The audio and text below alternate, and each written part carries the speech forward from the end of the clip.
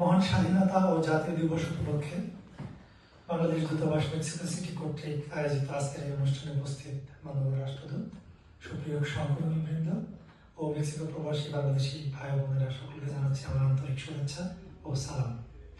আজ 26শে মার্চ মহান স্বাধীনতা ও জাতীয় দিবস। 1971 সালের এই দিনে স্বাধীন সার্বভৌম রাষ্ট্র গঠনের উদ্দেশ্যে চূড়ান্ত লড়াই শুরু হয়েছিল।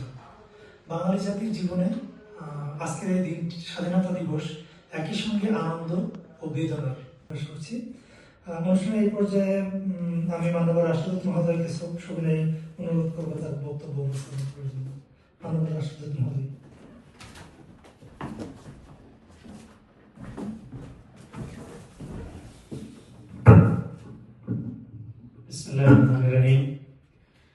আজকের আমাদের মহান স্বাধীনতা এবং জাতীয় দিবস উপলক্ষে আয়োজিত আজকের এই অনুষ্ঠানের সম্মানিত কমিউনিটি নেতৃবৃন্দ, আমার সহকর্মীবৃন্দ, সুযোগ্য মডারেটর আব্দুল্লাহ আল ফারাদ, সকলকে জানাচ্ছি স্বাধীনতা দিবসের আন্তরিক শুভেচ্ছা।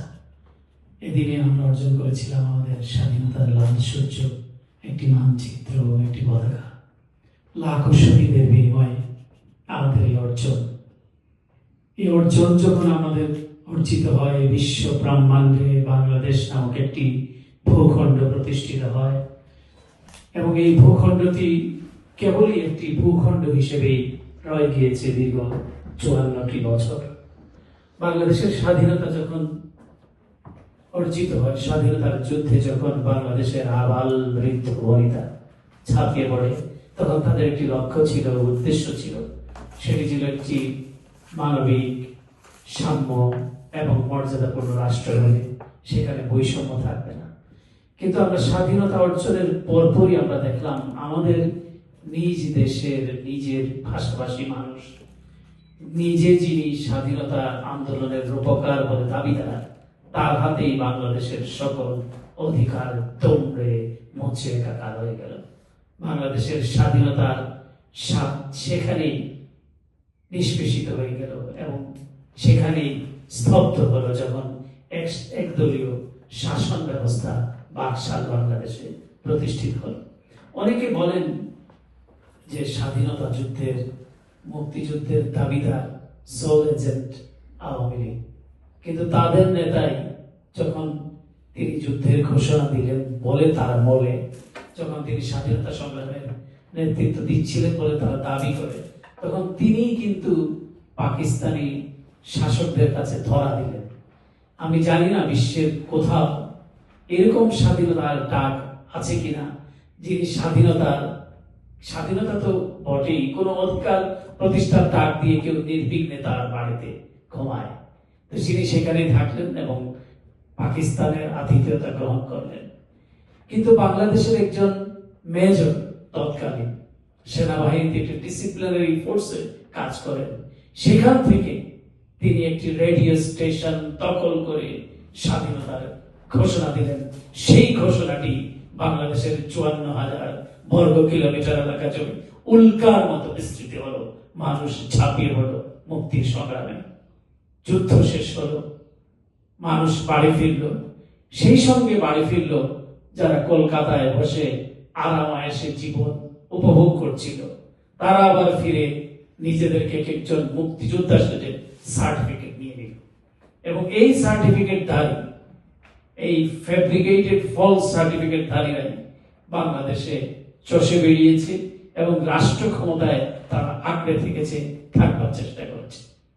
ঠিক তেমনি আমরা দেখলাম 54 বছর পরে একই কিছুটা সংগতিপূর্ণ এই কারণে, যখন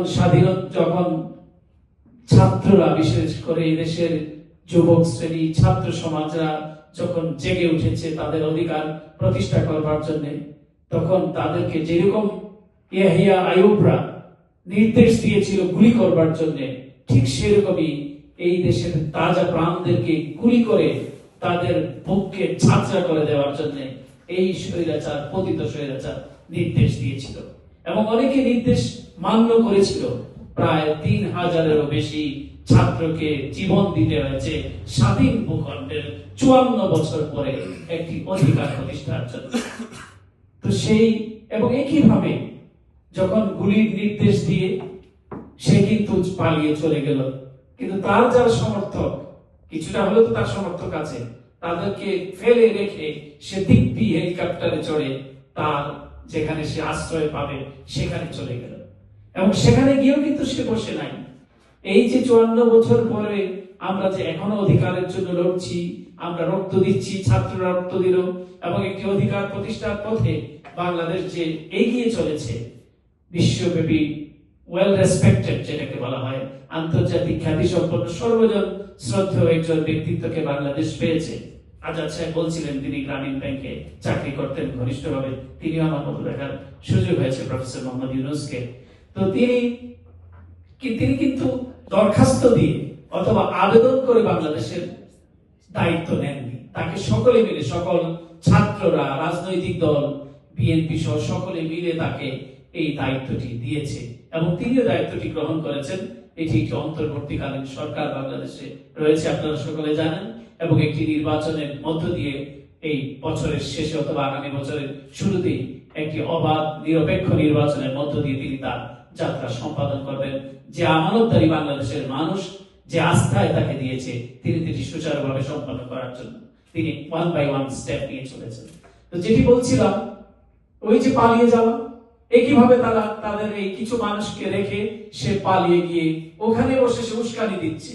আগে যেরকম বলতো একটা লাশ ফেললে 10টা লাশ ফেলতে হবে, ঠিক সেই রকম আমি কনভারসেশন শুনছিলাম যে এই মহিলা বাংলাদেশের চিফ এক্সিকিউটিভের আসনে ছিল, এটা ভাবা যায়? দেশের প্রধানমন্ত্রী আসনে ছিল, বলছিল ওদেরকে ধরে ফেরত যেতে দিবি না, মেরে ফেলবি। এইগুলো হলো তার কনভারসেশন। এই যে মেরে ফেলা, দেখে নেওয়া, একটা লাশের মধ্যে 10টা লাশ, এইরকম একটা বিকৃত মস্তিষ্কের মানুষ দুর্ভাগ্য বাংলাদেশের, যে 15টি বছর দেশের রাষ্ট্রীয় শাসন ব্যবস্থায় ছিল। এবং এখন যেটি তিনি করছেন, তিনি সেখানে বসে উস্কে দিচ্ছেন। আর যেখানে আছেন সেখানের এক গাদা মিডিয়া, এক পরিসংখ্যানে দেখা গেছে 49টি মিডিয়া বাংলাদেশের বিরুদ্ধে ফেক নিউজ তারা প্রচার করেছে।